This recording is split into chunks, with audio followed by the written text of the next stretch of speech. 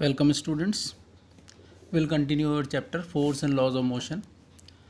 Today we will study conservation of momentum. We have already studied momentum. What is momentum in the previous class? Momentum is denoted by P is equal to mass into velocity. So it is a product of mass into velocity, mass and velocity. Law of conservation of momentum says when two or more bodies act upon one another, their total momentum remains conserved or constant. Conserved and constant are the same words, provided no external forces are acting. Now let us understand. Suppose a speeding truck hits a car at rest, and after collision car starts moving. Due to collision, the movement of truck decreases as its velocity decreases, and the momentum of car increases as its velocity increases. It has been found that the increase in momentum of the car is equal to the decrease in the momentum of the truck. This is law of conservation of momentum. The momentum lost by the truck is gained by the car. So there is no loss of momentum in the collision. So what we have studied, when two or more bodies act upon one another, their total momentum remains conserved. That means momentum lost by one body is gained by the another body. Now one most important point here to note is the law or principle of conservation of momentum is in accord with Newton's third law of motion. Accord means agreement. So law of conservation of momentum is in agreement with Newton's third law of motion. Now this is the proof what we have studied, that is law of conservation of momentum. Suppose a truck and a car are moving in the same direction. Suppose the truck and car are moving in the same direction, that is east, but with different velocities. Let the mass of the truck be m1 and its velocity be u1. So initial momentum of the truck will be m1 u1. The mass of car be m2 and its initial velocity is u2. So initial momentum of the car will be m2 u2. So total momentum of the truck and car before collision will be m1 u1 plus m2 u2. This is written here, m1 u1 plus m2 u2. Now let there be collision, and after collision let the velocity of truck be v1. After collision its velocity becomes v1 and that of car be v2.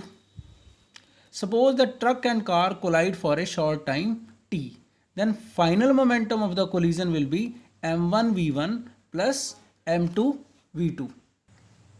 Here we assume that the mass of the truck and the car after the collision remains the same, that is m1 and m2. That is initial mass was also m1 and m2. Now final momentum of the collision is m1 v1 plus m2 v2. Suppose the truck exerts a force f1 on the car, and in turn the car exerts a force f2 on the truck. That means the truck exerts f1, that is action force, and in return car exerts f2 force, that is reaction force. Let us find out the values of f1 and f2. Now when the force f1 of the truck acts on the car for a time t, then the velocity of the car changes from u2 to v2. So acceleration of the car be a2 becomes v2 minus u2 divided by time t. So f1 is equal to m2 v2 minus u2 divided by t, that is mass into acceleration. Now when the force f2 of the car reacts on the truck for a time t, then the velocity of truck changes from u1 to v1, that is reaction force. Reacts means here reaction force. So acceleration of the truck a1 is equal to v1 minus u1 divided by 2. So f2 is equal to m1 v1 minus u1 divided by t.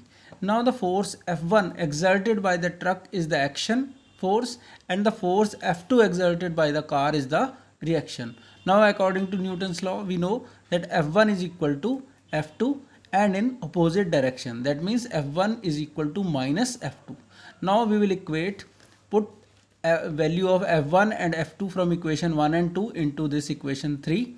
So we will get M2 V2 minus U2 divided by T is equal to minus sign, and F2. F2 is M1 V1 minus U1 divided by T. So we will get M2 V2 minus U2 is equal to minus M1 V1 minus U1. So M2 V2 minus M2 U2 is equal to minus M1 V1 plus minus minus becomes plus M1 U1. So M2 V2, this minus M1 V1 comes left side, that is M1 V1 is equal to M1 U1 plus M2 U2. So it becomes M1 U1 plus M2 U2 is equal to M1 V1 plus M2 U2. So therefore total momentum before collision is equal to total momentum after collision. So this is how we have proved that the law of conservation of momentum.